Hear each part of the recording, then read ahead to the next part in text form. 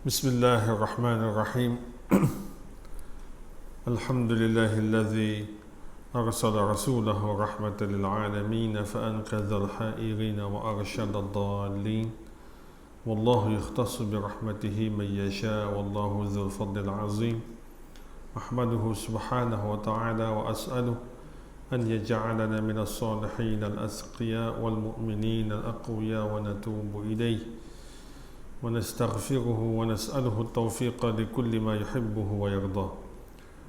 ثم أشهد أن لا إله إلا الله وحده لا شريك له، وأشهد أن سيدنا وحبيبنا وشفيعنا محمدا عبده ورسوله لا نبي بعده، وعلى آله وأصحابه ومن تبع بسنته واهتدى بهدايته، أولئك الذين صدقوا وأولئك هم المتقون. سبحانك لا علم لنا إلا ما علمتنا إنك أنت العليم الحكيم، ولا حول ولا قوة إلا بالله العلي العظيم. اللهم هداية للصواب. أما بعد. Tuan Imam wal Fudala, para jemaah sekalian, rahimakumullah jami'an. Alhamdulillah, thumma alhamdulillah, thumma alhamdulillah hamdan kathiran tayyiban mubarakan fih. Sama-sama kita panjatkan dan rafa'kan segala puji-pujian dan kesyukuran kehadrat Allah Azza wa Jalla. Pada malam ini, alhamdulillah, Allah mudah-mudahan kesempatan peluang hidup yang Allah masih pinjamkan buat kita ni sekalian, mudah-mudahan dengannya Allah gandingkan dengan nikmat iman dan juga ketakwaan kita sentiasa bertambah di sisinya. Kita pohonkan juga mudah-mudahan Allah gandingkan dengannya segala keampunan dan rahmatnya buat kita ni sekalian, dengan ketetapan yang tetap dan pasti di sisi Allah untuk kita ni sekalian, mudah-mudahan tercatat dalam ilmu Allah untuk kita ni beroleh dengan husnul khatimah. Semoga akhirat dan alam kubur kita adalah sebaik-baik kehidupan, walaupun kita ni bersendirian. Mudah-mudahan Allah melapangkan dan meluaskan tempat kita di alam barzakh nanti, memberikan cahaya dan kenikmatan daripada taman-taman syurga Allah, menjauhkan kita ni daripada segala fitnah dan musibah pada hari tidak ada pertolongan melainkan dengan izinnya juga.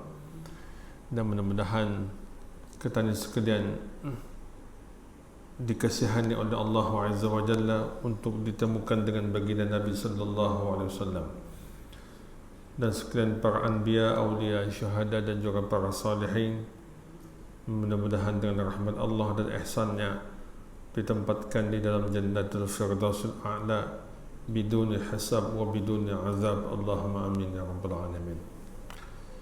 Alhamdulillah, pada malam ini kita ni sekali lagi bersama dalam kuliah Ayyuhal Walad karangan Al-Allamah Al-Imam Hujjatul Islam Abu Hamid Al-Ghazali rahimahullahu ta'ala.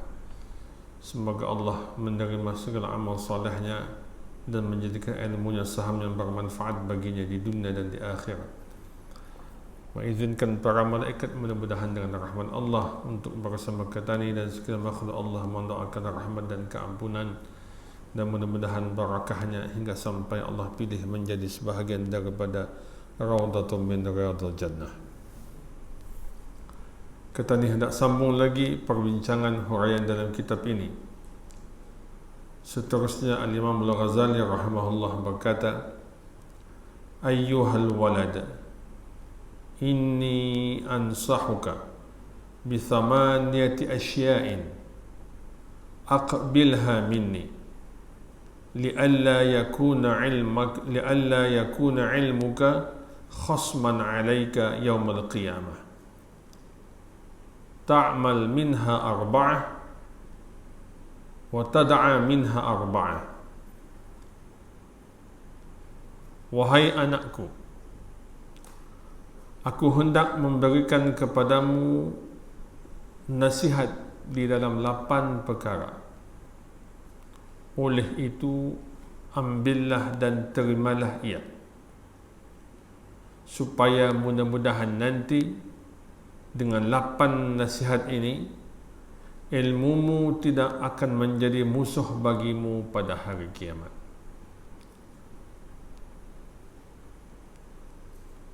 8 nasihat itu, 4 daripadanya hendaklah engkau lakukan dan 4 pula daripadanya hendaklah engkau tinggalkan. Jadi malam ini kata ni hendak melihat 8 nasihat Al-Imam Al-Ghazali rahimahullah kepada muridnya,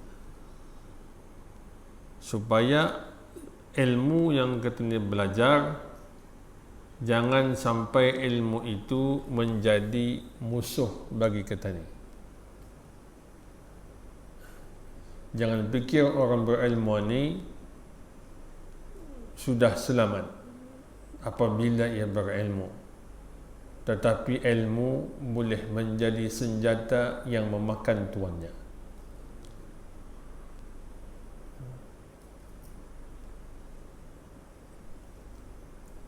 Karena itu Nabi sallallahu alaihi wasallam ada bersabda, "Ashaddun nasi 'adzaban yaumal qiyamah 'alimun la ya'mal bi'ilmih." Manusia yang paling dahsyat diazab oleh Allah kelak pada hari kiamat ialah seorang yang berilmu tetapi ia tidak beramal dengan ilmunya. Jadi walaupun mencari ilmu dan berilmu itu banyak kelebihan dan darajahnya, tetapi itu belum cukup.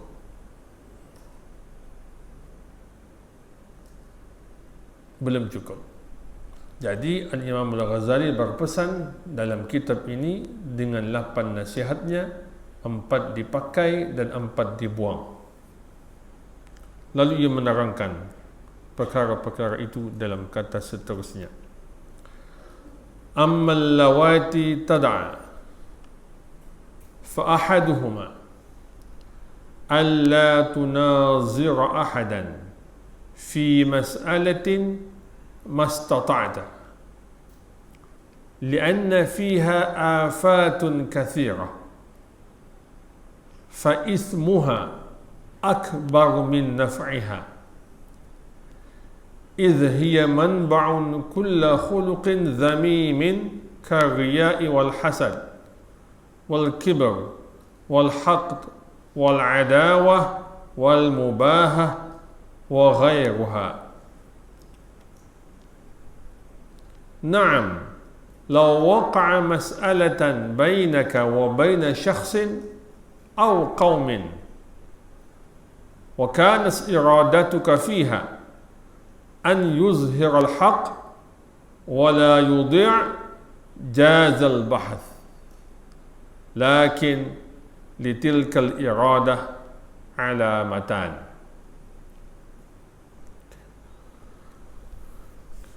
Perkara pertama yang mesti engkau tinggalkan ialah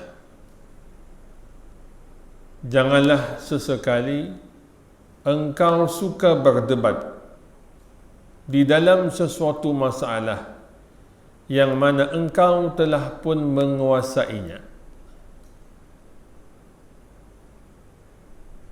Jangan suka berdebat di dalam suatu perkara yang sememangnya engkau telah pun tahu dan faham tentang perkara itu.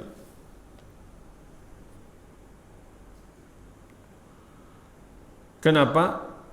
Kerana berdebat dalam hal seperti itu akan terdapat kerugian yang amat banyak. Kemudian pula dosanya adalah lebih besar jika dibandingkan dengan manfaatnya. Berdebat dengan benda yang sudah kita tahu hendaklah dijauhi dan ditinggalkan. Kenapa? Hal itu hanya mendatangkan sia-sia. Dosanya lebih banyak berbanding dengan faedahnya. Benda yang sudah kita tahu, kenapa lagi perlu didebatkan? Kan itu namanya tahsilul hasil. Dalam bahasa Arab namanya tahsilul hasil. Mendatangkan sesuatu yang sudah pun tahu jawapannya, sudah pun tahu keadaannya, dibincangkan lagi dan didebatkan, maka apa faedahnya benda seperti itu? Tambah lagi kata Imam Al-Ghazali, perdebatan seperti itu adalah punca bagi segala akhlak yang tercela. Di sinilah perdebatan terhadap suatu benda yang katanya sudah pun tahu dan jelas perkara itu, tetapi didebatkan juga, akan menjadi punca bagi semua akhlak yang tercela, seperti riak, dengki, sombong, sakit hati, permusuhan, dan saling membanggakan kemampuannya dengan yang lainnya, dan akhlak-akhlak tercela yang selain daripadanya.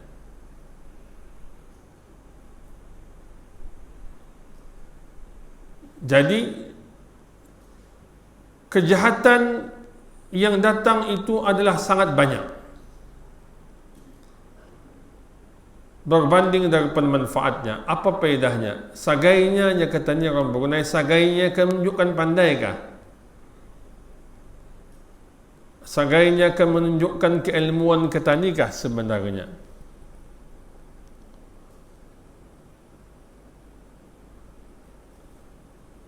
Kalau itu yang hendak dicari, apa faedahnya? Al-Imam Syafi'i rahimahullah, ulama yang hebat mazhab Ketani, dipuji oleh banyak alim ulama yang lainnya, antaranya Harun bin Sa'id rahimahullah. Ia pernah berkata, katanya, seandainya Al-Imam Syafi'i itu berdebat, kalau ia berdebat untuk mempertahankan suatu pendapat yang mengatakan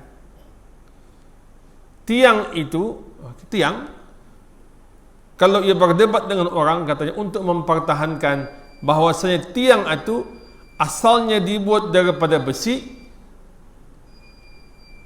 asal tiang dibuat daripada besi dan bukan dibuat daripada kayu, niscaya Al-Imam Syafi'i akan menang. Tiang ini asalnya daripada mana? Kalau saya tanya bis kita, kayu kah ataupun besi? Kayu, kan? Kita semua jawab kayu. Tanyalah siapa baik, asal tiang apa? Mesti semua orang jawab kayu.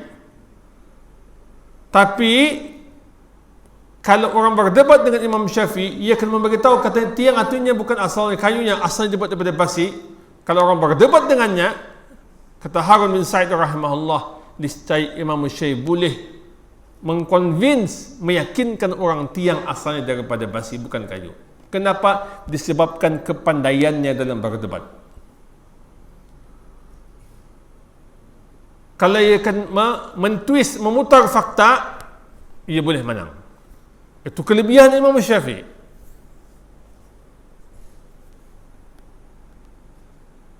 Sehingga cematu kepandaiannya dalam berdebat. Tetapi apa kata Imam Syafi'i rahimahullah bila ia diajak berdebat? Apa katanya? Yukhatibuni Syafi'i bikulli qabhin fa'akrahu an akuna lahu maji'an. Seandainya, kata Imam Syafi'i, ada orang yang jahil ingin berbicara kepadaku, bercakap dengan kediaku dengan segala hal-hal yang indah baik tentang aku, niscaya aku pasti enggan untuk membalasnya.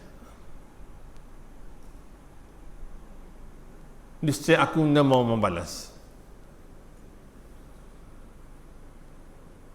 Kenapa? Yazidu safahatan fa'azidu khuluqan. Sebab bila aku membalas, katanya, maka semakin akan bertambah bodoh orang itu. Kalau aku balasi, ia anak jenis yang nak mu'alah. Memang ia akan mahu ia benar, walaupun ia salah. maka kalau aku balasi, yang akan berlaku ialah ia akan menjadi semakin bodoh. Maka untuk apa berdebat dengan orang seperti itu? Lebih baik aku diam saja. Fa'azidu khuluqan, dan pada masa yang sama kesabaranku juga semakin bertambah. Lihat macam mana ulama melihat konsep perdebatan macam mana. Kalau jenis jelama yang makan saman, apa bedanya? Kan dilayan.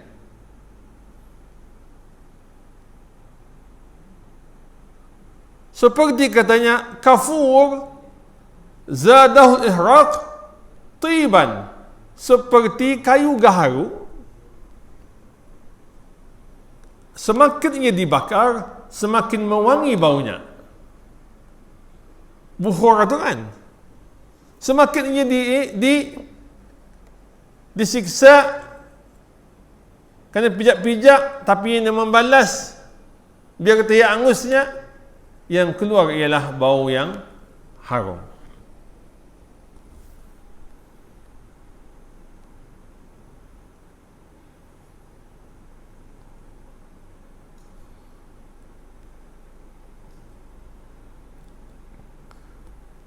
Lalu ia berkata lagi, "Idza nataqa as-safih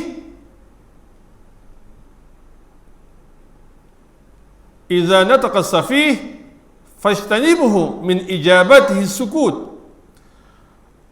Oleh yang demikian katanya, apabila orang yang jahil mengajak kamu berdebat, maka akhlak yang terbaik ialah hendaklah kamu diam dan tidak membalasinya.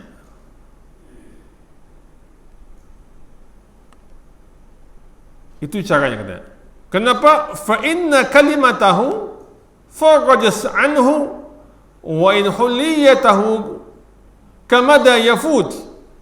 Sebab apabila kamu melayan, kamu balas, kamu reply balik, maka jangan salahkan kalau diri kamu sendiri menjadi susah.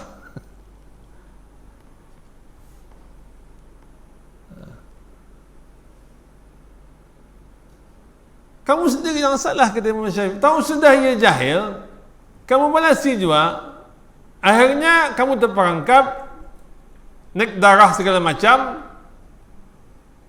Maka jangan salahkan siapa-siapa, salahkan diri kamu. Sebab kamu tahu orang itu jahil, kenapa juga dilayan?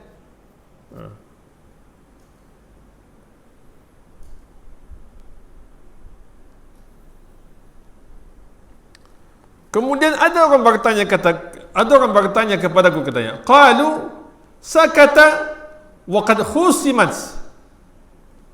Qultu lahammanil jawab li bab asy-syarr miftah. Lalu ada orang bertanya kepadaku, hendakan katanya kalau kata ini ditentang oleh musuh, hendakan katanya diam. Kata selalu kan tahu contoh kan, ya jahil lah, tapi hendakan dibiarkan dengan macam tu kan tahu, mana pulang, tapi hendakan kata biarkan saja, kata mesti juga supaya sadar. Dia kata macam tu kan tahu, hendakan diam-diam saja. Kalau aku ditanya seperti itu, kata Imam Syafi'i, qultu lahu wasumtu an jahilin aw ahmaq syarafun wa fihi aidan li saunil arad islah. Sesungguhnya untuk menolak pintu-pintu kejahatan itu mesti ada kuncinya, katanya. Dan kuncinya itu ialah bersikap diam terhadap orang yang bodoh. Itu kuncinya.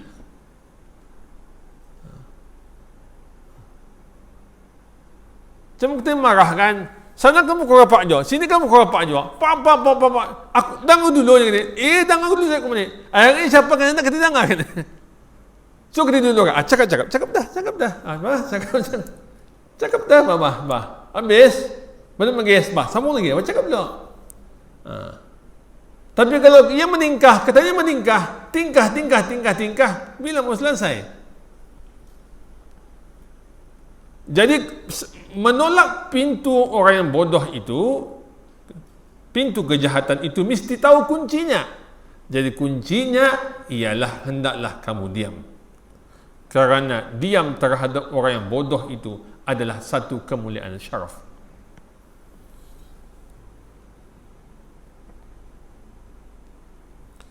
Begitu juga diam untuk menjaga kehormatan itu adalah satu kebaikan.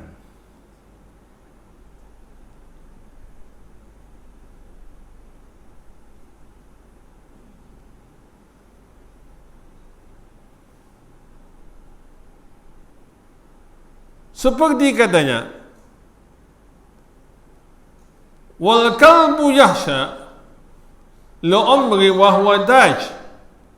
Seperti apabila kamu melihat singa, sedangkan singa itu diam-diam, adakah kamu takut ataupun kamu berani?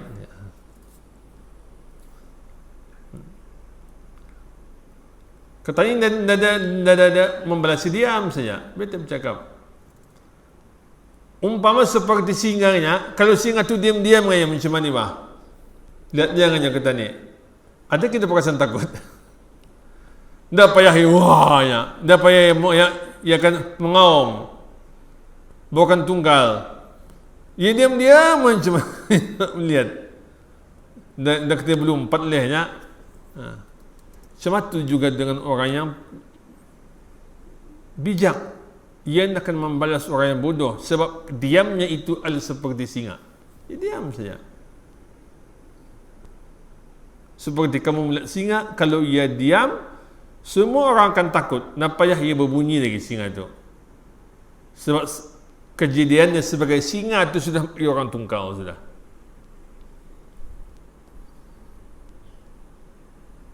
Maka begitulah katanya caranya bila berhadapan dengan orang yang jahil di dalam perdebatan.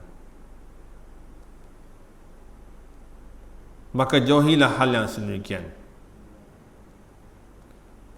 Hingga ada manfaat dan faedah yang datang daripadanya.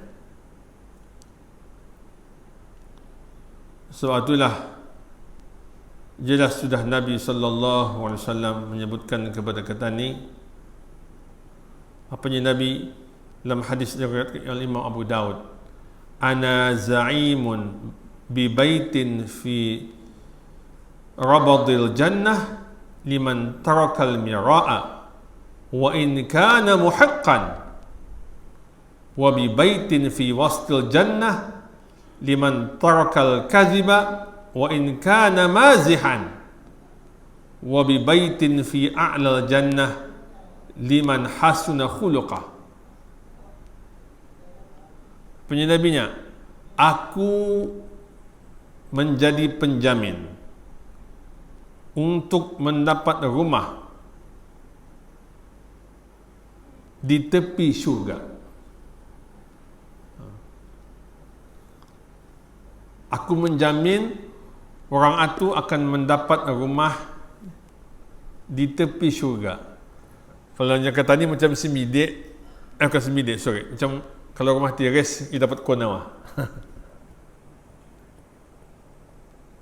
Dia kata, jamin, aku menjadi penjamin orang itu akan mendapat rumah dalam syurga di tepinya. Disiringnya, jika ia mahu meninggalkan perdebatan, sekalipun ia di pihak yang benar. Walaupun ia benar, tapi ia nak kan berdebat sebab ia tahu kejahatan lebih banyak akan keluar. Jadi ia nak mau mengalah saja.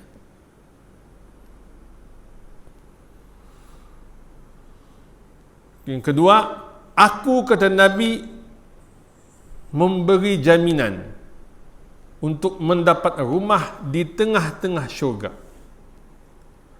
bagi orang yang mau meninggalkan dusta, berkelakar walaupun hanya untuk tujuan baibun.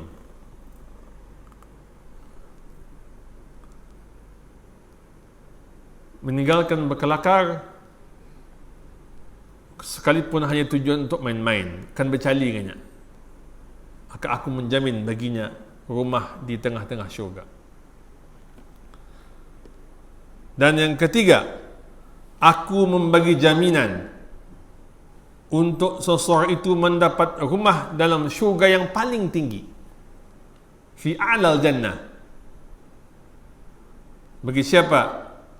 Bagi orang yang baik akhlak budi pekertinya.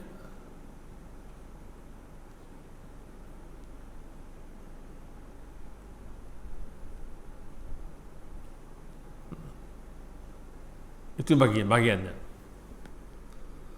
Sebab itu balik-balik saya bercakap, tanyalah mana-mana orang yang mana-mana berilmu. Yang nombor satu yang hendak katanya uyung dan bubut sebelum mencari ilmu ini, carilah dulu akhlak dan budi pekerti yang baik. Bisaikan keulahan dulu. Ulah bisai walaupun berapa pandai, itu lebih baik daripada jelama yang pandai tapi tidak berakhlak.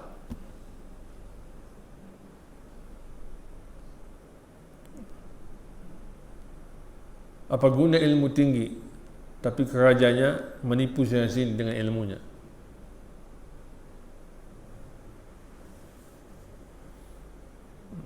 Kalau boleh memang dua-dua kita mau, tapi kalau disuruh pilih antara dua, adabkah ilmukah? Pilihlah adab. Sebab inilah tujuannya kenapa Nabi SAW diutus untuk katanya sekalian. Innama bu'ithtu liutammima makarimal akhlaq. Sesungguhnya aku, kata Nabi, diutus oleh Allah untuk menyempurnakan akhlak budi pekerti yang mulia. Kalaulah ilmu itu nombor satu, kalau tak ilmu itu nombor satu, niscaya Allah akan jadikan Rasulullah SAW itu sebagai seorang yang buta huruf ummi. Rasulullah tidak pandai membaca, tidak pandai menulis, tidak pandai. Kalaulah ilmu itu nombor satu, niscaya Nabi itu yang paling tinggi keilmuannya sampai tidak akan pernah baginda itu menjadi seorang yang buta huruf. Tidak ada.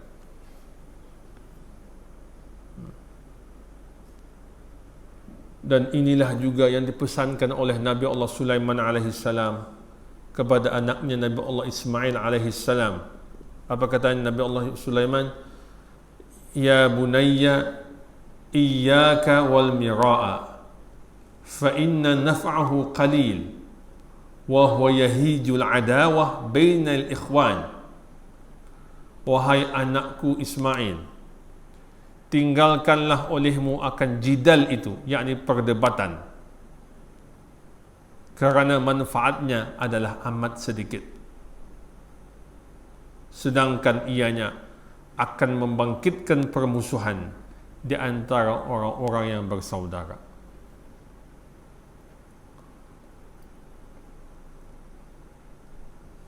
Waimah tak ketani lurus,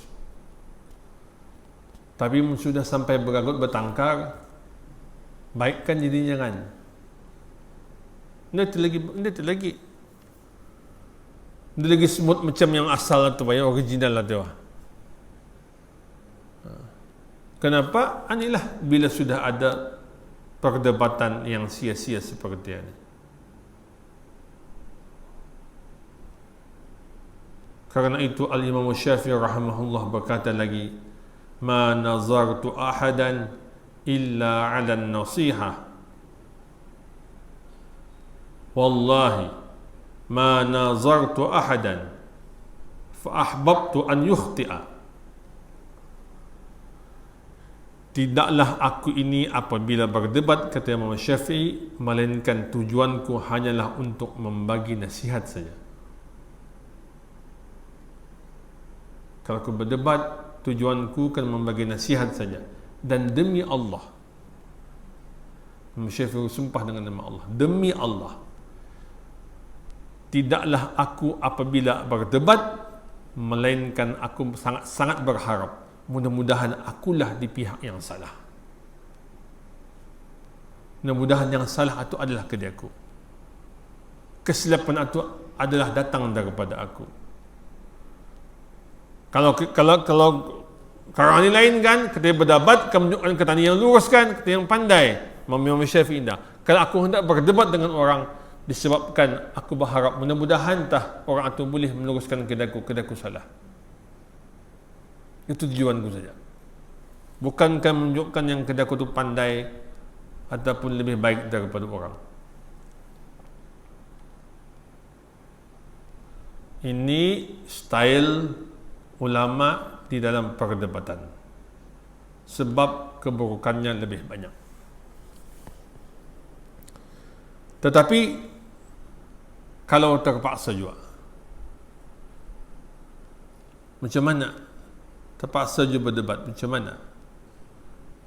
Al-Imam Al-Ghazali rahimahullah menjelaskan dalam katanya, na'am, katanya, law waqa'a mas'alatan bainaka wa baina syakhsin aw qaumin wa kanat iradatuka fiha an yuzhira al-haqq wa la yadi' jaz al-bahth lakin tilka al-iradah alamatan. Tetap betul katanya, memang juga akan terjadi sesuatu masalah di antara kamu dengan orang lain, dan tujuanmu ingin menampakkan sesuatu kebenaran. Bukan namanya kan menunjukkan diri kata benar, hanya sekadar ingin memberitahu, menasihati hal yang baik.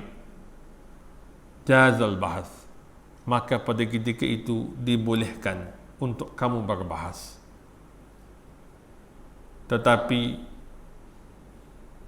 keinginan yang datang seperti itu akan ada dua tandanya.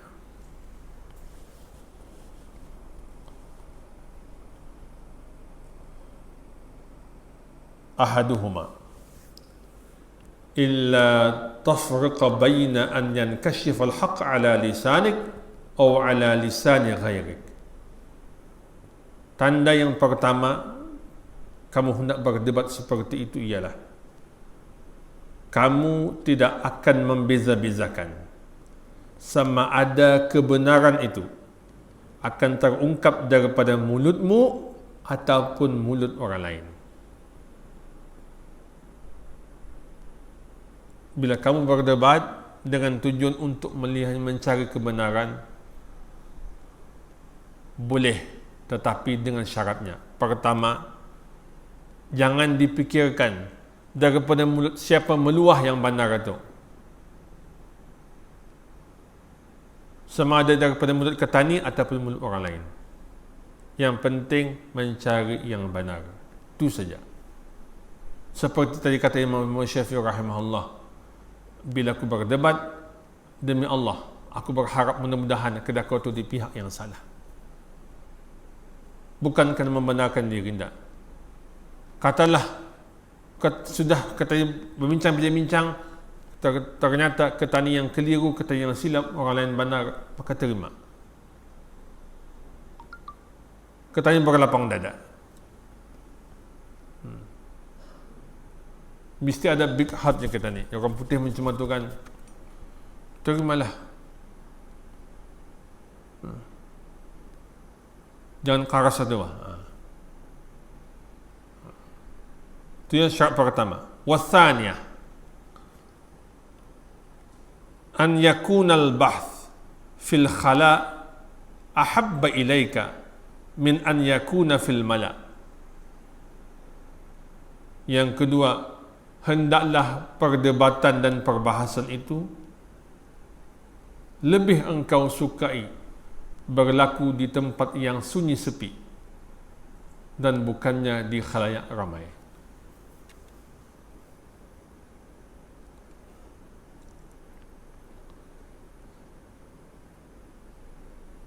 Kita berdebat just between ketani saja. Lepas di lagu RTV live segala macam. Tak payah. Lepas di lagu uji lama indah. Sebab tujuan katanya hanya untuk berbincang. So adabnya berdebat ini ialah kata ni indah menjatuhkan aib kepada orang lain.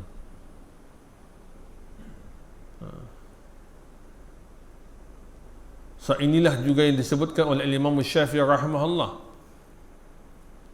Beliau berkata, tegurlah aku ketika aku bersendirian, niscaya aku akan menerima nasihat itu. Betulkan aku ketika one by one, betulkan. Tapi jangan salahkan aku kalau aku menolak nasihat daripada kamu jika ia di khalayak sekalipun ianya benar. Menegurkan jelama tengah-tengah.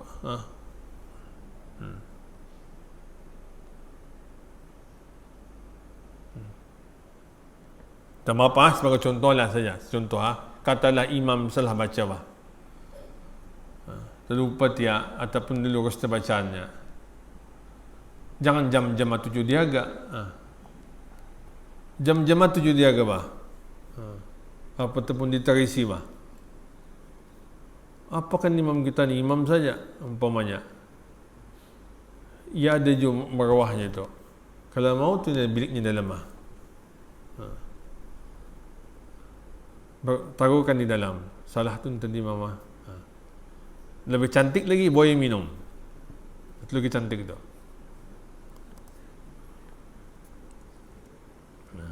Supaya apa yang disampaikan itu mahu diterimanya. Sebab poinnya katanya mau orang menerima, bukan katanya mau menunjukkan katanya itu benar, itu salah. Tidak. Jadi dua syarat ini penting. Pertama, jangan dipikirkan daripada siapa kebenaran itu datang, ketandingkan orang lain. Dan yang kedua, di tempat yang terasing. Kita katanya sajalah. Macam katanya itu kan, kena aku menegurkan antara ketanya bilangannya ya. Kalau orang dapat orang dah belum cakap ni. Ini pasal ketandingannya, keluarganya katanya kan. Itu aku meluruskan ketandingannya. Maka begitu syaratnya. Kemudian katanya, wasma' anni azkur laka huna faidatan wa'lam anna as-su'ala 'anil mushkilat arada maradul qalbi ila at-tabib wal jawabu lahu sa'yun li islahi maradih wa'lam anna al-jahilina al-marada qulubahum wal ulama al-atibba wal alim an-naqis la yuhassin al-mu'alajah wal alim al-kamil la yu'aliju kull marad bal yu'aliju man yarju qabul al-mu'alajah was-salah wa idza kanat al-'illatu muzminatan aw 'aqiman la tuqbil al-'ilaj فحذاقة الطبيب فيه أن يقول هذا لا يقبل علاج فلا تشتغل فيه بمداواته لأن فيه تضيع العمر. Maksudnya, kemudian katanya, lainnya, dengarkanlah. Aku hendak bercakap sesuatu faedah di sini. Ketahuilah bahawasanya pertanyaan-pertanyaan mengenai segala macam permasalahan-permasalahan itu sama ceritanya seperti kamu berjumpa dengan tabib untuk meminta konsultasi, meminta pandangan nasihat tentang penyakit jantung. Yang mana setentunya tabib itu akan menjawab dengan segala macam usaha untuk menyembuhkan penyakitnya.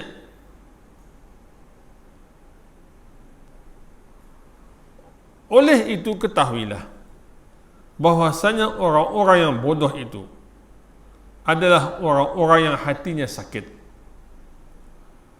Sementara para ulama itu adalah ibarat seperti tabib. Jadi ia menggunakan satu analogi. Kalau orang sakit jantungnya, kenapa kan menjumpa doktor untuk minta konsultasi? Apa gaya ini mengobati jantung ini? Tentu doktor itu akan membagi pandangan-pandangannya dari sudut kesihatan mengikut kepakarannya. Maka orang yang sakit jantung itu adalah seperti orang yang bodoh. Manakala tabib itu adalah seperti ulama. Maka begitulah perumpamaannya.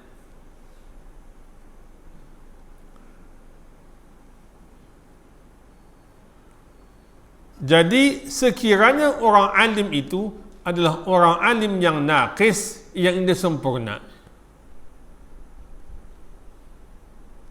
tentu saja ia tidak boleh mengobati orang itu dengan baik. Belum bagi berapa studi. Kalau doktor itu belum bagi berapa pemandai, tentu tak nasihat-nasihat yang dibaginya itu indah cun dengan orang yang hendak diubati. Begitu dan juga seperti ulama yang masih belum sempurna keimanannya. Bila ia menasihati, setentunya orang jahil itu belum dapat diubati sepenuhnya. Tetapi jika sekiranya orang alim itu adalah alim yang kamil, yang telah pun sempurna,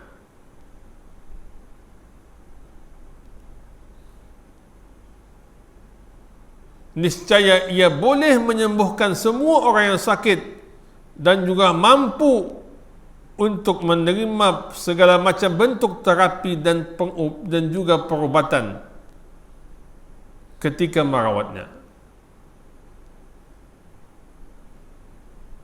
Tetapi ketahuilah, jika sekiranya penyakitmu itu telah pun menjadi kronik, keluhan patang sudah, jadi kronik sudah, tentu saja penyakit seperti itu tidak boleh diubati hatta oleh seorang yang kamil imannya dan ilmunya. Dia dapat juga.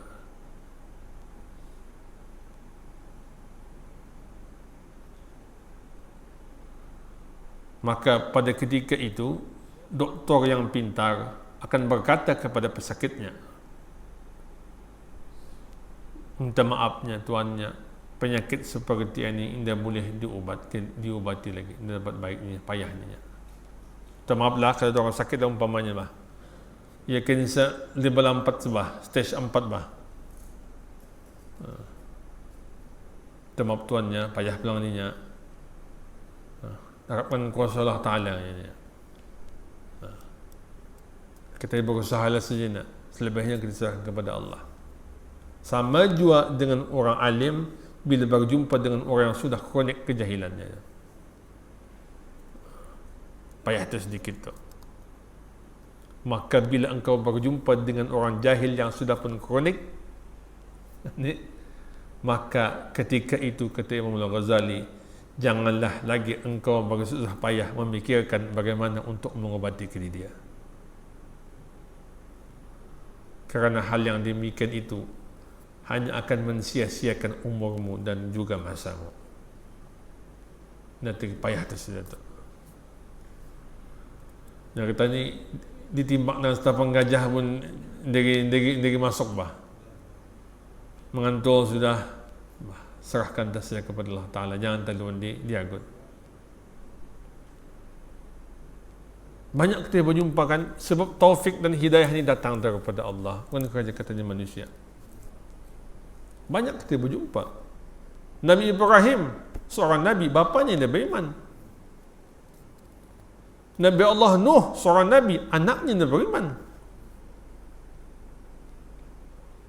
Nabi Allah Lut, seorang Nabi, bininya sendiri dia beriman. Rasulullah sallallahu alaihi wasallam seorang Habibullah, bapa saudara sendiri dia beriman kepadanya. Bukan Raja Ketani ni. Raja Ketani cuma menyampaikan saja. Raja Ketani cuma untuk balar, menyampaikan saja. Selebihnya kita serahkan kepada Allah.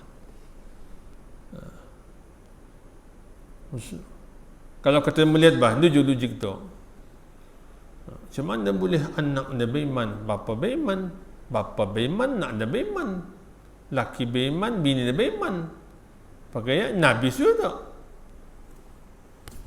Kuasa Allah Ta'ala, innaka la tahdi man ahbabta walakinna Allah yahdi man yasha.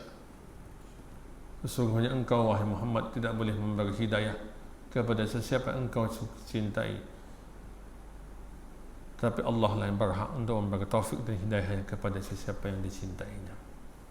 Mudah-mudahan Allah Subhanahu Wa Taala sentiasa melimpahi rahmat dan taufiknya dan hidayahnya kepada kita sekalian dan juga para muslimin. Amin ya rabbal alamin.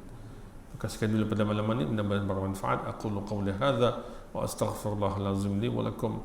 Subhanakallahumma wa bihamdik nashhadu an la ilaha illa ant nastaghfiruka wa natubu ilaik. Assalamualaikum warahmatullahi wabarakatuh. Barakallahu fikum.